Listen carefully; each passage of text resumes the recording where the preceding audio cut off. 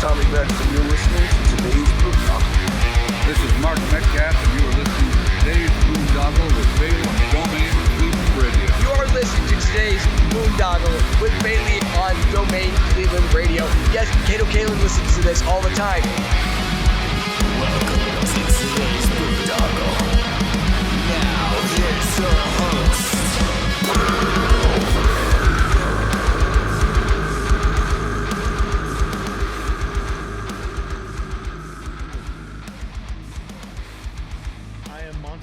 The Sonic Temple Art and Music Festival returns May 14th through 17th with My Chemical Romance, Tool,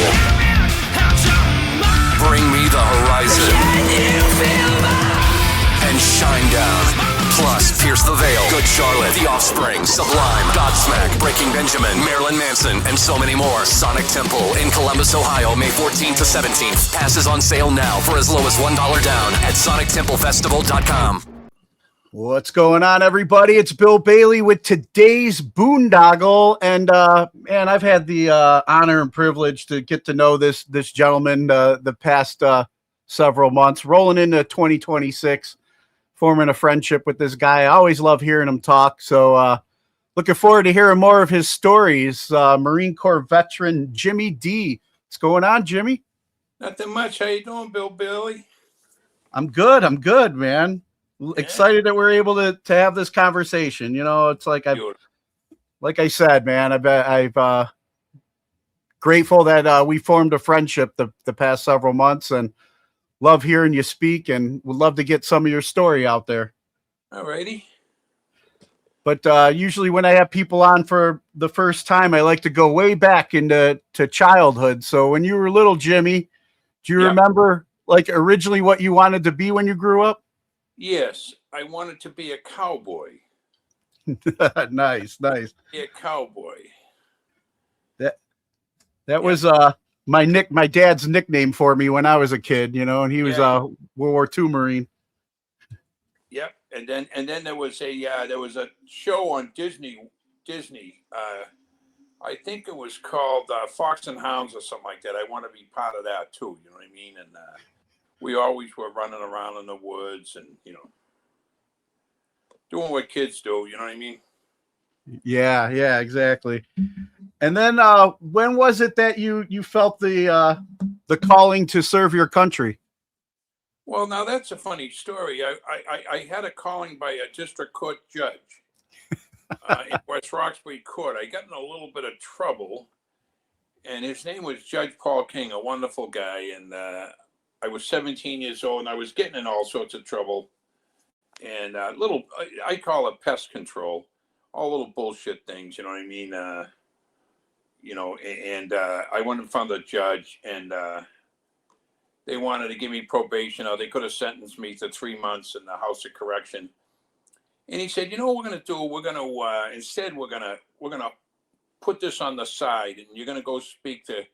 They had at the back of the courthouse. They had a recruitment office, and there was Gunnery Sergeant Sullivan.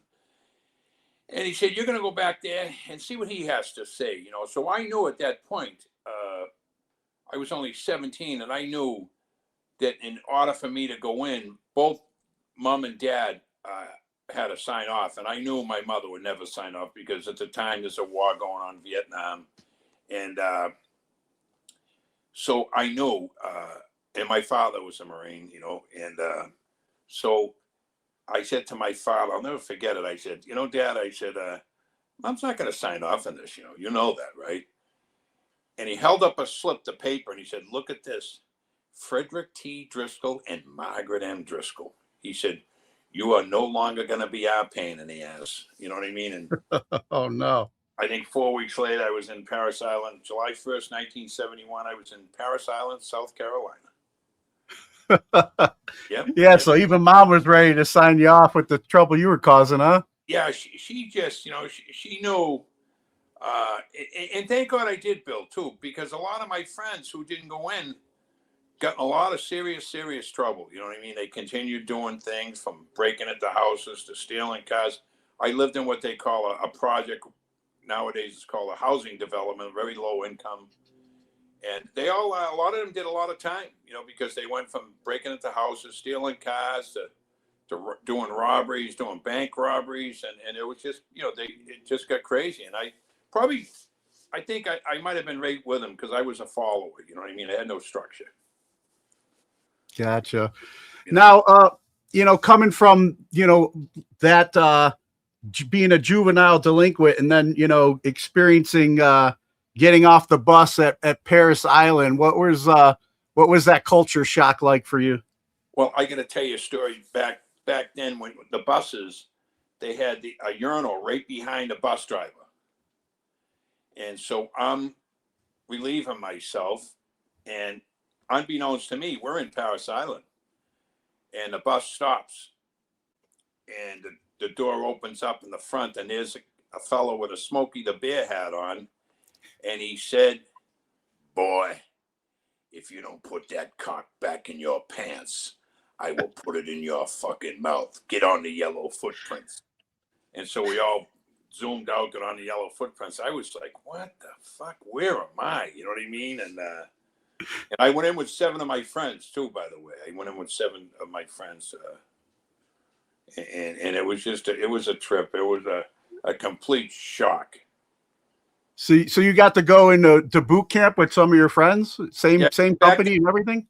Yeah, they call it the buddy system. And it's funny because they call it the buddy system and they tell you you're all going to stay with each other. And of course, once you get out of boot camp, you get your orders. Some people back then, they call it, I forget what they call it, but they were heading over, Westpac, heading over to Vietnam. Some were heading to Okinawa, some were heading different places.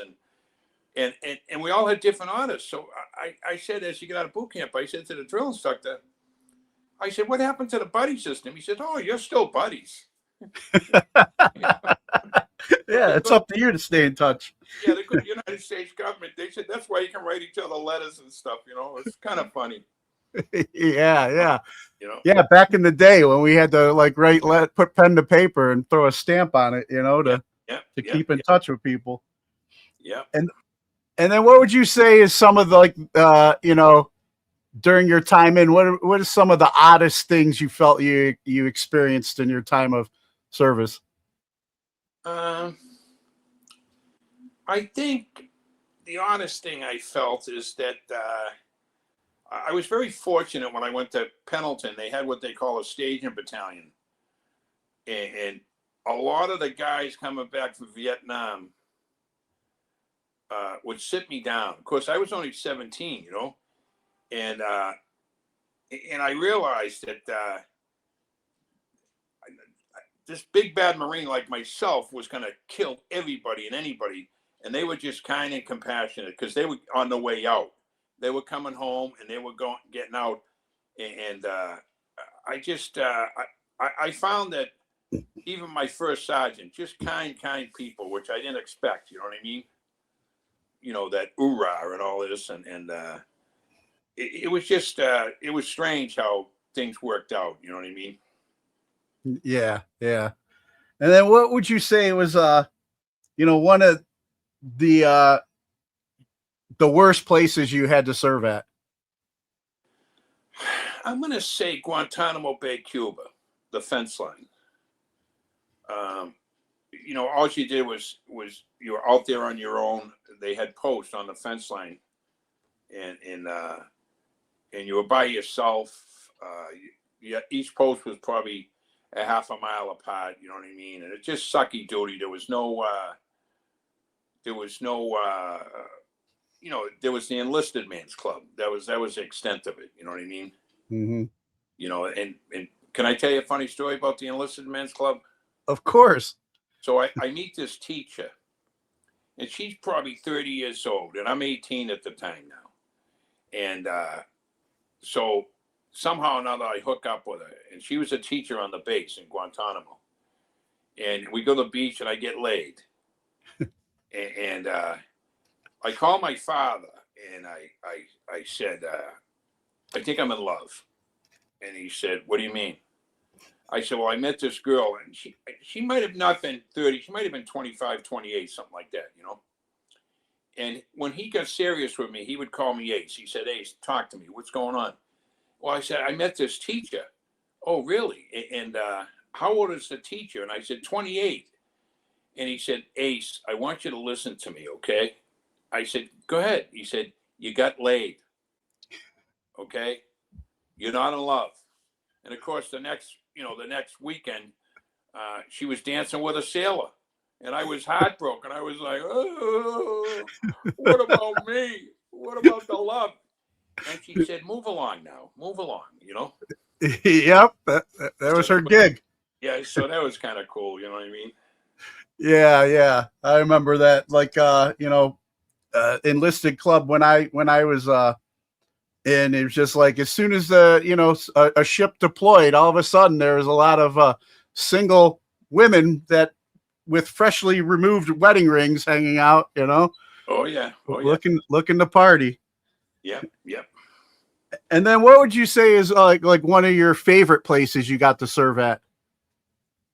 I would say 8th and 9 Marine Corps Barracks. Yeah, where's that? That's in Washington D.C. That's where the silent drill team and it was in the Navy barracks down. I think it was Southeast D.C. But I fucked it up royally. I was there, and I was always getting in trouble. And they told me, I was in. They had the silent drill team, and then they had the two basic platoon A and platoon B. You know what I mean? And I decided that I would go home to Boston. Take a flight home, and I was always late coming back. You know what I mean? And like in the Navy, I think they call it captain's mast. I was always Article 15. Always in trouble and always late, and I didn't care. You know what I mean? And my father told me, you get your ass back there. You're due back there. I would always lie to him and say, drinking Boone's Farm wine, shit face, I don't have to come back till Tuesday. No.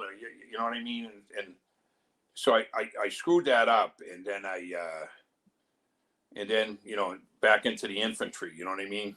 Back to the I think I was with the 8th Marines at that time, maybe 2-8 or 3-8. I forget. You know what I mean? Yeah.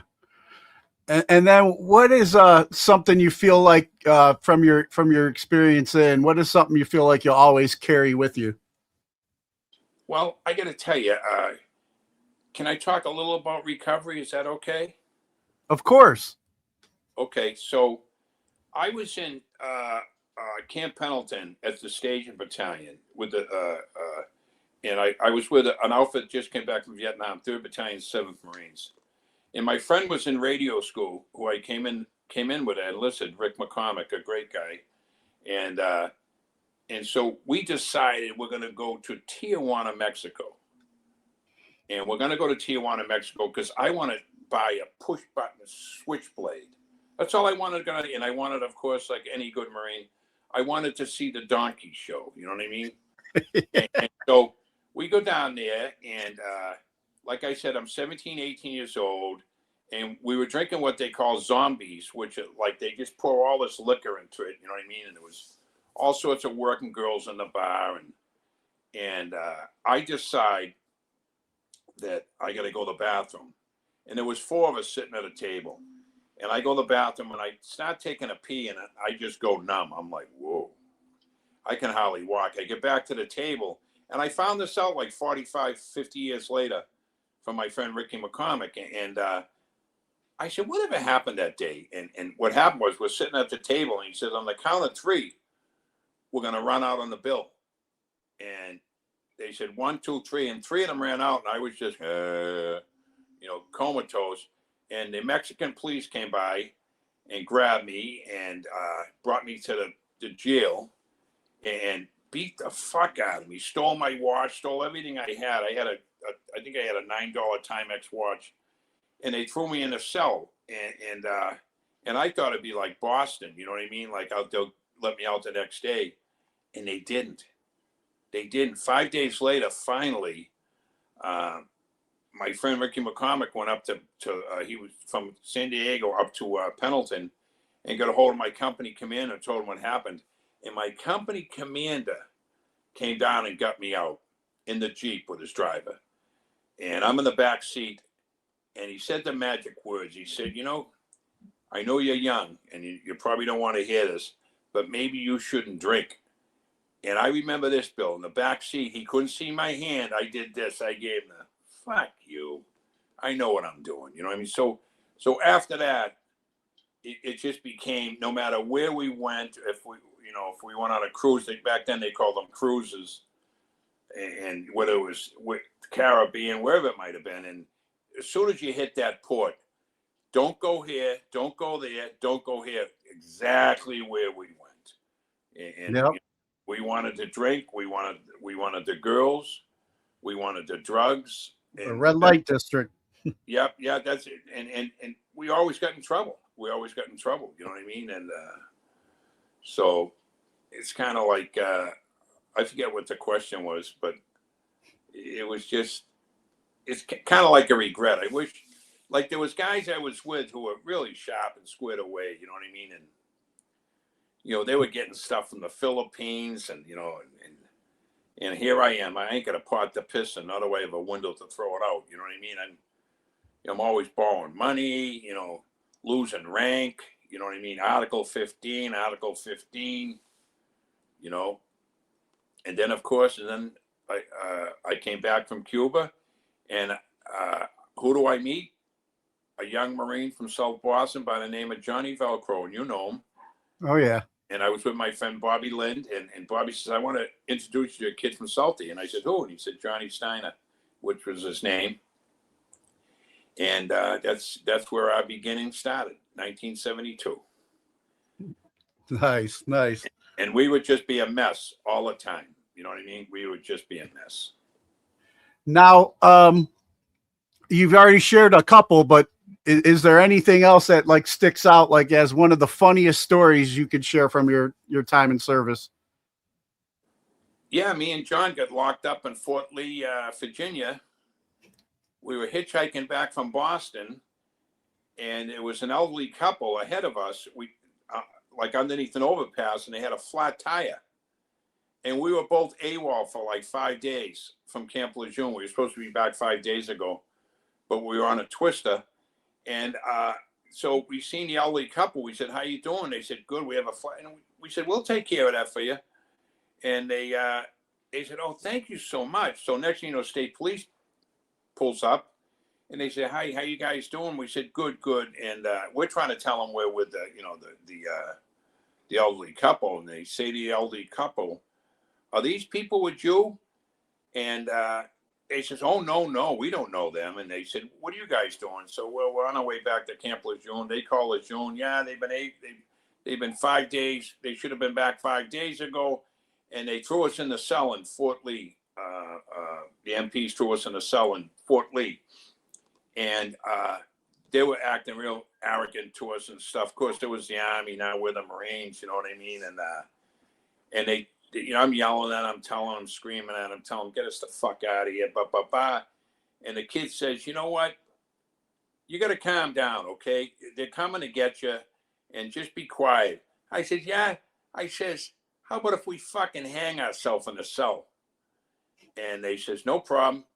5 or 6 of them came in, took me and Johnny out, derobed us, and I take it back down to our birthday suit and gave us a blanket. And John looked at me and said, now what? I said, I don't know. You know, so there was another, as we say, another shit show. You know what I mean? Yeah. And then, like, what is something that, like, what would you say is like one of your greatest hopes for the country you were willing to give your life for? That's a good question. I would just hope that, you know, like Israel, kids have to go in the military. And you got to remember, when I was in, it was during Vietnam, and everybody was protesting. I thought they were, I just wish somehow, some way that people would put everything aside and just be a true American. But that's never going to happen, right? Mm. Like unless you got skin in the game, no one cares about the military. You know what I mean? And I thought, I just would love to see a change in that. You know what I mean? No matter what you think, like what they did, the guys coming back from Nam was terrible. It was just terrible. You know what I mean? And they weren't even welcome, for Christ's sake. They were called baby killers, and you know how it goes. And I had a gunny. He looked like Burgess Meredith. He says, "They're cowards. They're all cowards." And I just wish they would have been treated better. You know what I mean? But you know, it's just the way it is, I guess. Yeah.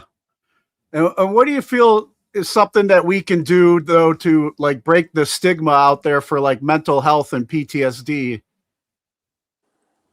I think asking for help is not a sign of weakness, but I have friends of mine who suffer from it. You know what I mean? And they don't want to get help. You know what I mean? They don't want to go into the VA, and the VA can be, as you know, can be very chaotic and stuff. It's the old, hurry up and wait. But I think that it's a very difficult thing to understand whether you're in it or around it. You know what I mean? And how to treat it. I just wish that people would give more leeway, especially in the VA. You know what I mean? Yeah. Yeah, exactly. Now, I think I've shared this with you before about, my father was a Marine in World War II. Can you just put it on pause for a second? I'm going to let the dog in. All right.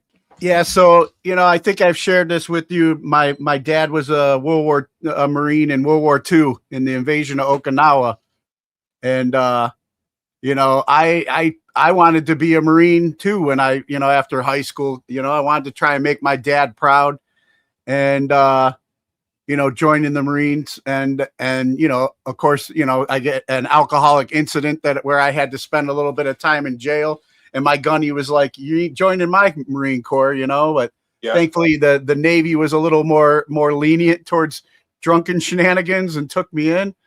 But, my dad, he used to he was very involved in VFW and at our church and volunteered at the VA, to help other veterans, but he never signed up himself to get any kind of service connection or help.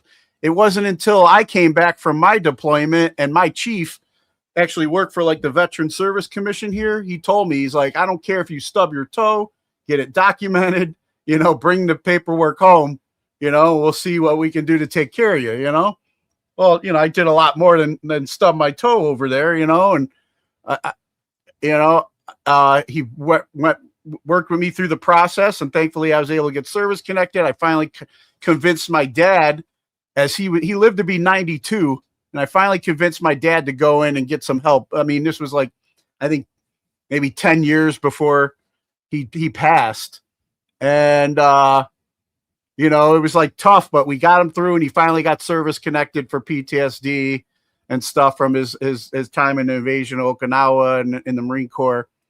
And, when he passed away, they were able to service connect his heart failure to his PTSD. So now my mother is able to continue getting the benefits. But it's all those years, I remember just that pride of not wanting to go, somebody else needs it more than me, and, but he would be there volunteering, still serving, Yeah.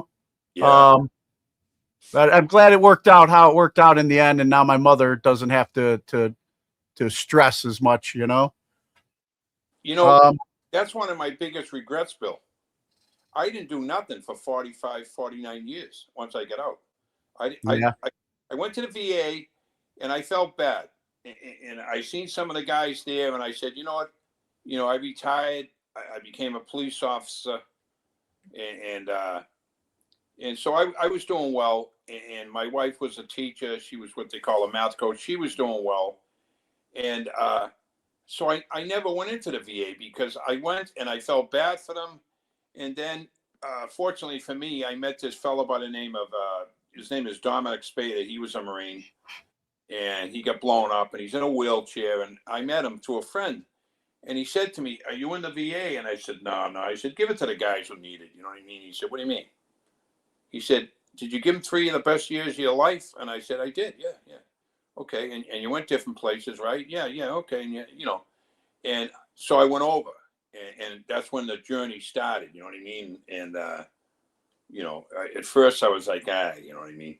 He said, so you're a Driscoll, right? I said, yeah. You're not a Kennedy, yeah. So you're not a millionaire or nothing. No. So you telling me you couldn't use a few extra bucks a month for you and your family? And so I said, well, I guess I could. So I started the process, and now you talk about hurry up and wait. I'm on a 5-year appeal. Wow. That I just went in front of the judge, and it's IBS, and of course I was at Camp Lejeune, so all you see is, oh, have you been to Camp Lejeune? And it pisses me off because just like Agent Orange, you know, they don't care because people are going to die off from this, all the toxic water that, you know, you're training, you're drinking water, you know what I mean? And so now I've been waiting 5 years, and everybody I was with gets 30% for it. You know what I mean? And I'm at 40%. And, you know, as everybody knows, the magic number is 70 to get you to the next step. And I've been waiting 5 years, and I finally seen the judge. And I told her, I said, you know, I wasn't a sick bay commando. And my father always said, document everything. You get your ass there, do this, do that. But I didn't. I just wanted to get out. Because, you know, when it's time to get out, how you doing? Everything's great. Never been better. You know what I mean? And Yeah. and then other friends say, well, you know, why didn't you do this? Why didn't you do that? I said, because I just wanted to get out. You know what I mean? And so it took me a while, but then I realized now, you know, I was in also when I was in, my two brothers were in, my two older brothers, you know what I mean? They were Marines. And I hate to say it, but my oldest brother was in the Air Force. And I tell people he was the smart one. Because when you talk about living conditions, we would write each other letters. And he would tell us that he had to turn down his air conditioning in his unit, you know. Poor guy. Yeah. You know, every time we went to a Navy base, no matter where we went, we went right to the Navy base to get the chow because we were eating shit. You know what I mean? Yeah. You know, so it was always good. So, you know, you mentioned it already a little bit, but I mean, you know, what led you in to the Marine Corps was pretty much like a juvenile life of crime, and then you get out of the Marine Corps and you became a police officer. Yep. Talk about that story a little bit. How'd that come together for you? Well, back then you could seal your record if you were a veteran. And it was just like I said, it was just stupid stuff, pest control. You know what I mean?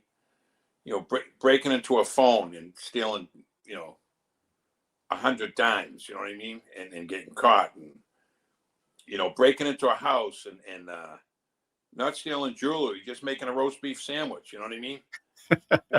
we weren't the most creative, and then, you know, every now and then maybe steal a car. You know what I mean? And just drive around the neighborhood with it. You know what I mean?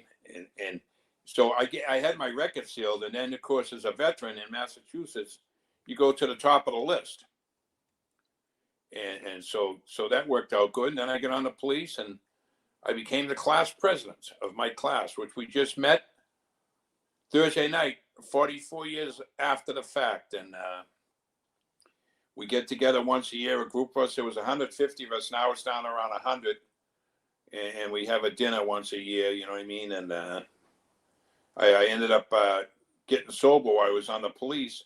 So I started making promotions. I started getting promoted and stuff. So that was good too. You know, it was a good run, as they say. Yeah. So, you know, working in the police department in Boston, you know, what was that experience like for you? Well, like Johnny Velcro's a firefighter. Everybody loves a fireman because they're coming to help you. They don't feel that way about the police. And I worked in some real high crime areas, and my nickname was the Junkyard Dog. Here comes the Junkyard Dog. You know what I mean? He'll take care of business. And so it was a lot of high crime. And back then, gangs were starting to come out of LA into Boston, you know, the Bloods and whatever they were.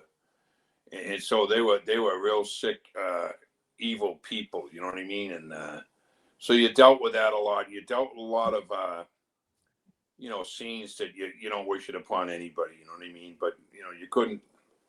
You get the radio call and you go. You know what I mean? Yeah. Yeah. And then I mean, you've mentioned this to me before, but it's like and you're talking about the gangs and the high crime, but like some of the organized crime that you had to deal with in Boston, what was that like?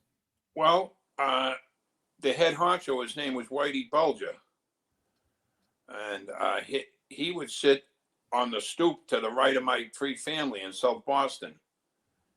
And at the time, I was a mess. I was involved with gambling, drugs, booze, and I would borrow money from him all the time. You know what I mean? And I would see him and Kevin, his co-guy,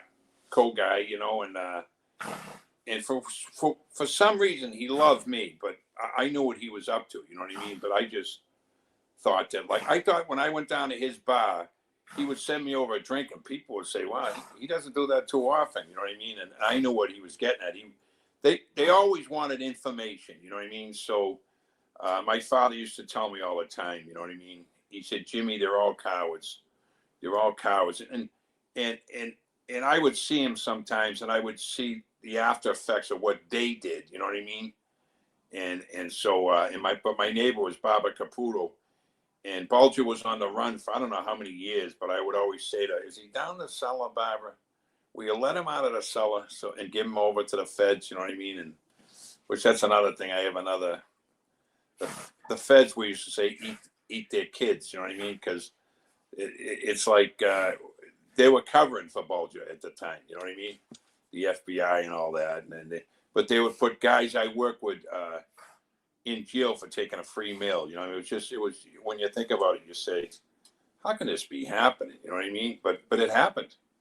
You know what I mean? And I'm just glad I never got hooked up with them, because I had friends of mine who did, and they ended up in federal penitentiaries for 7-10 years. You know what I mean? Yeah. So it sometimes feels, one bad decision away, Bill. You know what I mean? oh yeah. Feels like not a lot has changed, unfortunately, with the feds. Seems a lot of that still goes on today, and it's sad. It's very sad. It's very sad. Now, you also mentioned kind of like how we met each other, being in with recovery. You want to share a little bit about your story there? Sure. Yeah, I came into AA in 1990. I was going to get fired, and I told him, "Fire me. I don't give a fuck." You know what I mean?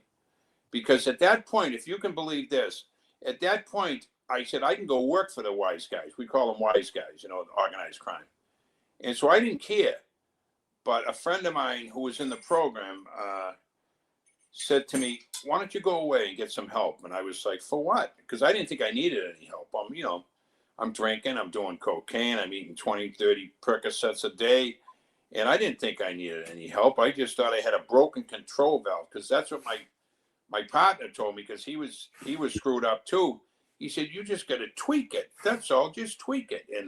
And so anyways, I ended up going to a rehab. I remember like it was yesterday, in Dover, New Hampshire, and it was called Seaborn Hospital.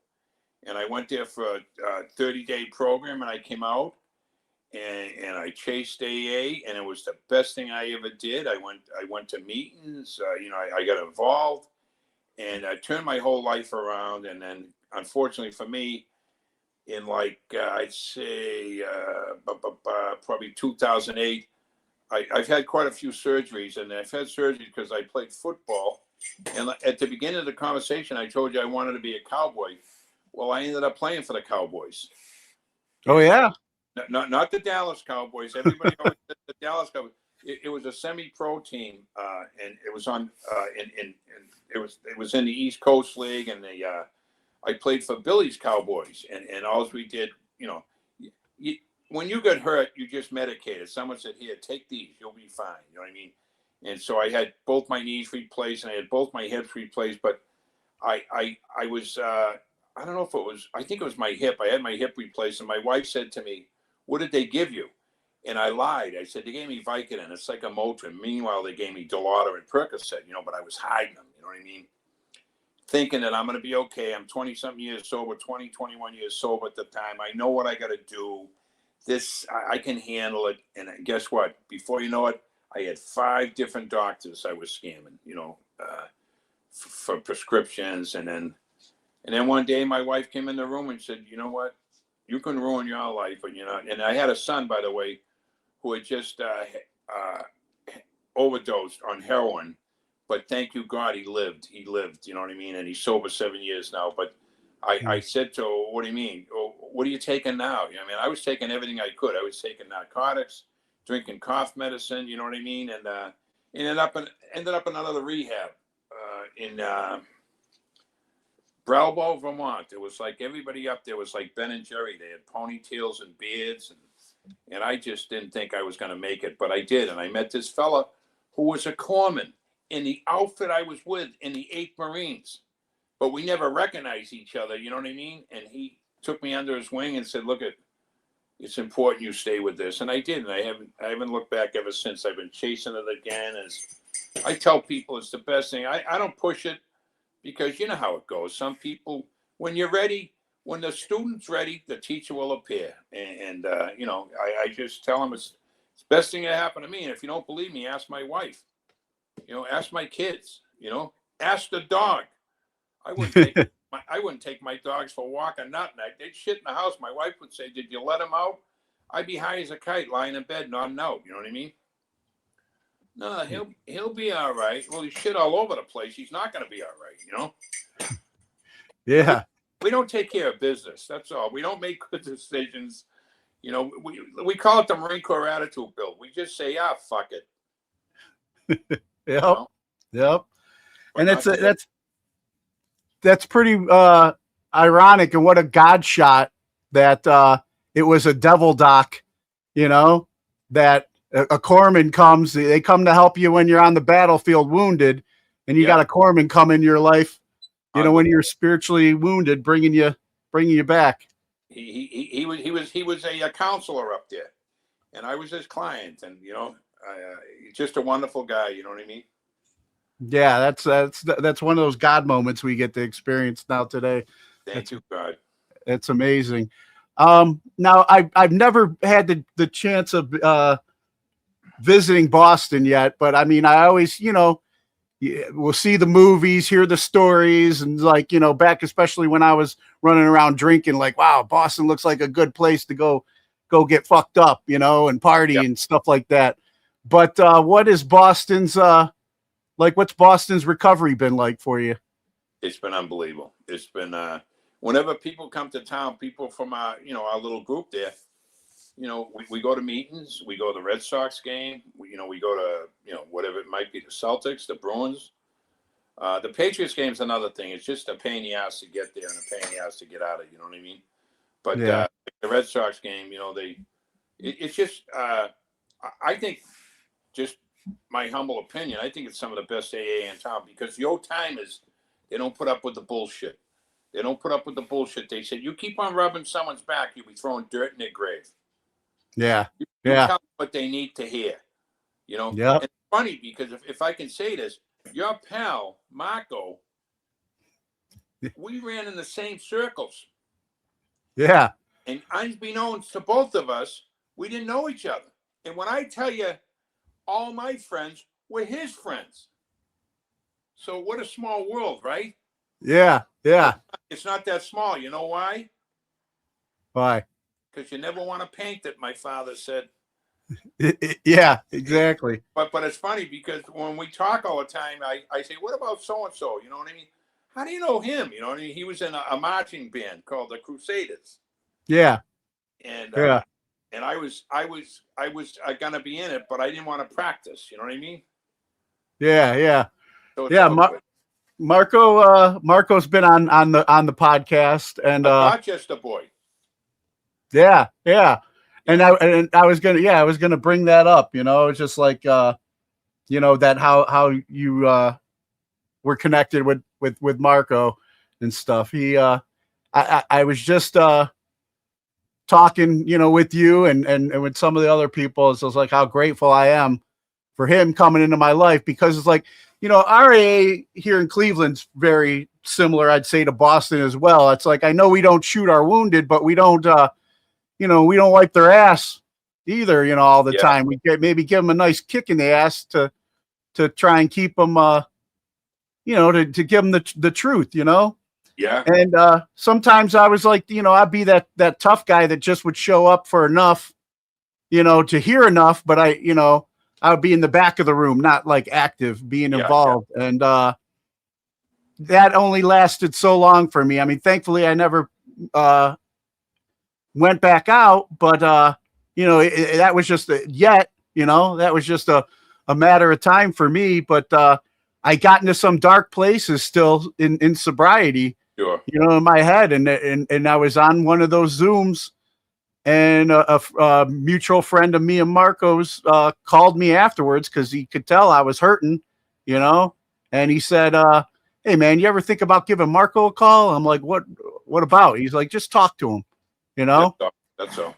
And I, at the time I was sponsoring myself. I had a sponsor that I left. I didn't, because I didn't like the way he was sponsoring me, or whatever. Sure. It was like more like it was more of like a Christian based recovery. And, not that I had anything wrong with that. I was raised Catholic, like we've talked about and shared. But my understanding or relationship with my higher power was hurting, and so I left this dude, and I was trying to sponsor myself, and I called Marco, and I wasn't looking for a new sponsor. I just started talking to him, and it ended up he ended up giving me the sales pitch, because he's a good marketer and salesman, and I took it on, and my life has definitely, since I've been working with him, has definitely improved quite a bit. And I'm so grateful. I tell you, there was an old timer in South Boston. His name was Bibby. He looked like Bilbo Baggins. He died 57 years sober, and he worked for the Boston Edison, which was an electrical company. And he used to say to me, "You know what's going to happen, Jim, someday?" I said, "What's going to happen?" He said, "You're going to be sitting on the couch, and all of a sudden you're going to hear this loud plopping noise.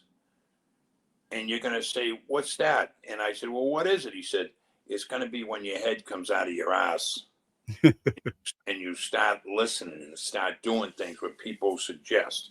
You know what I mean? And that's the truth. I think people can do whatever they want, but until they start doing what people say, it's like everything else. We always listen to the gunnery sergeant because it was experience. You know what I mean? Yeah. And so are you going to listen to when you said you're sponsoring yourself, we call it the little itty bitty shitty committee upstairs. Are you going to listen to that? That's where our best thinking got us, right? Mm-hmm. Nowhere. Yep. So now I listen to, my friend Leo Sullivan, good friends of me, and Johnny Velco always says the best thing we can do is listen. And just, okay, yep. Instead of, because I want to add to it. No. Did anybody ask you, first of all, Leo would say? I say, no, okay then. But we want our input, like we're going to, do something, you know what I mean? And, it's all.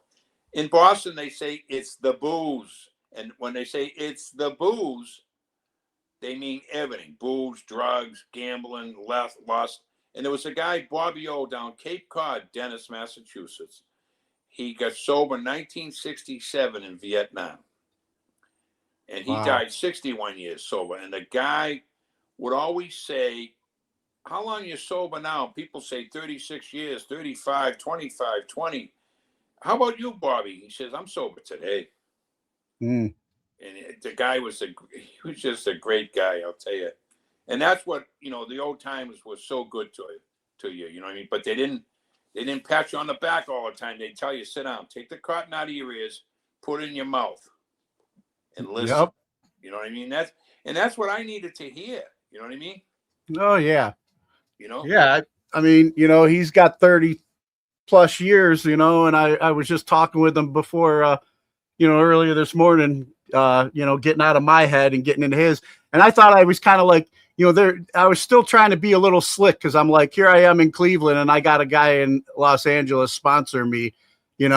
I could let some stuff slip. I could keep some secrets. But that's not helping me. Half measured stuff. So I was on the phone with him today because like, man, I need to call you more often because it's like my best thinking has been getting me in trouble lately. Sure. And he said, and he shared a little story with me, and he says, I just try and remain teachable, and it's just like, yeah, man, that's all. Got to remain teachable for sure. Thank you. Good. Yeah. Now, Jimmy, before we get ready and wrap up, thanks once again. Thanks for your friendship and your time and sharing some of your story from the Marine Corps and everything with me. But I want to ask you a couple questions I normally ask the guests I have on. What class do you feel should be mandatory for kids before graduating high school today? Respect. Yeah, we seem to be lacking that these days, Yep. For sure. And then, who are 3 people who've inspired you and you can credit for making you the person you are today? I would say, number 1, my wife of 48 years. I would say my good friend Rick McCormick, who I was in the Marine Corps with. And I would say, and I get emotional, I would say my good friend Tommy Pacello, who I was in the Marine Corps with, and if everybody could say a prayer for Tom. Tom has dementia. He's 72 years old, and he taught me that no matter what, you don't give up. And we go to see him every 3 or 4 months, but he doesn't know who we are. But like I tell my brother, but we know who he is. You know what I mean? So yeah, it's sad, but it's my father had it. My father died of cancer, rather. My mother had dementia. My mother-in-law had dementia, and it's a terrible disease. Terrible disease, just robs people. Yeah, definitely. We'll definitely say a prayer for him. And then are there any like causes or organizations out there that you support and encourage others to check out? Mass Fallen Heroes. Mass Fallen Heroes is one of the kid who runs is part of it, big part of it. His name is Danny Magoni. He's from South Boston. I think it was in Fallujah. You know what I mean? And I just think, like, every time I see a sailor, an airman, a soldier, I always go up and say hello. You know what I mean? I always go up and say hello, and no matter what, if I see him, if I'm eating with my wife at a restaurant, I always send him over a drink. You know what I mean? And then there's just so much we can do for other people that we think we can't, and we can. Yeah, exactly. And then, go ahead. No, that's it. That's my story, and I'm sticking with it. All right, sounds good. And then going way back again to childhood, do you remember what your favorite toy was growing up? A little Tyrannosaurus Rex. Yeah. Christmas.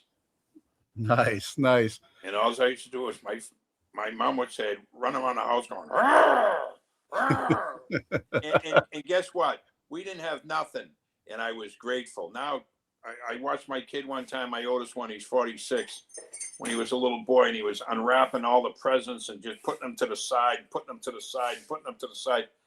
And I said to my wife, I was sober at the time, and I said, next thing you know, 2 hours later, he's around the Christmas tree playing with an elastic band for an hour. I said, look at that. You know what I mean? So it's kind of, I guess we got to be grateful. I have a coffee cup that my wife bought me years ago, and it says, grateful and thankful. Yeah. And so that's why whenever I talk to someone, I tell them I'm grateful and thankful. And I said, you know how I know? And I show them the picture of the coffee cup mug. You know what I mean? Yeah, I've added to my morning routine, writing out a gratitude list that I share with a few other brothers that we've become friends with in the program, Sure. And then and that holds me accountable too, to make sure that I find, because I'll get one of them will send me theirs in the morning. I'll be like, oh man, I almost didn't do my gratitude list, and that holds me accountable to get out of self and think about what things I'm grateful for today, and it's been definitely been helping, All you got to do is look at someone else. They say if we all 10 of us sat in the room and put our problem in a hat, after taking a couple of problems out, you'd be willing to just take yours back real quick. My good friend, an Army guy, 82nd Airborne, was on the police, but he's got bladder cancer and things aren't looking good right now. And he's sober 41 years, and he says, hey, what can I do? I can just do the best I can do, and God's got the plan, right? Yeah. Yep. Now, any message you have for our it's like a lot of stuff that scary stuff going on, for our current enlisted. You got any message for the people, our brothers and sisters currently serving overseas? Yes. We love you. We support you. And I will always support you. And I will always love you. Instead of, some people have, however you feel about what's going on, that's your opinion. But don't blame it. Don't ever blame it on the troops. And that's what my generation, they blamed it all on the troops. You know what I mean? And, and if you don't ever think asking for help is a sign of weakness. And tell your mother and father you love them. You know what I mean? Yeah. Amen. Amen. Jimmy, man, I really appreciate us getting this done today. I love you, and I'm grateful for having you as a part of my life now. Bill, thank you so much. It's an honor and a pleasure, and I love you too. And one last favor before I let you go. Do you mind cutting a promo ID for the show? Usually with veterans, I have them introduce themselves at the last rank they held in the military before they got out, and just like introduce yourself at your rank, and you're listening to today's Boondoggle. Sure. You ready? Yeah, whenever you're ready. Hi, everybody. My name is Lance Corporal James R. Driscoll, 2743701 on Boondoggle with Bill Bailey, and it's been an honor and a pleasure. Awesome. That was awesome, Jimmy. Thank you so much, man. I love you, brother. Love you, pal. See you soon. All right. Bye-bye. Bye-bye. All right! Listen up! Hold on to your seats. Grab your girls, grab your beers. Hey everybody, this is Charlie from Anthrax, and you are listening to today's Boondoggle. This is Mark Metcalf, and you are listening to today's Boondoggle with Bailey on Domain Cleveland Radio. You are listening to today's Boondoggle with Bailey on Domain Cleveland Radio. Yes, Kato Kalin listens to this all the time. Welcome to today's Boondoggle. Now, here's your host.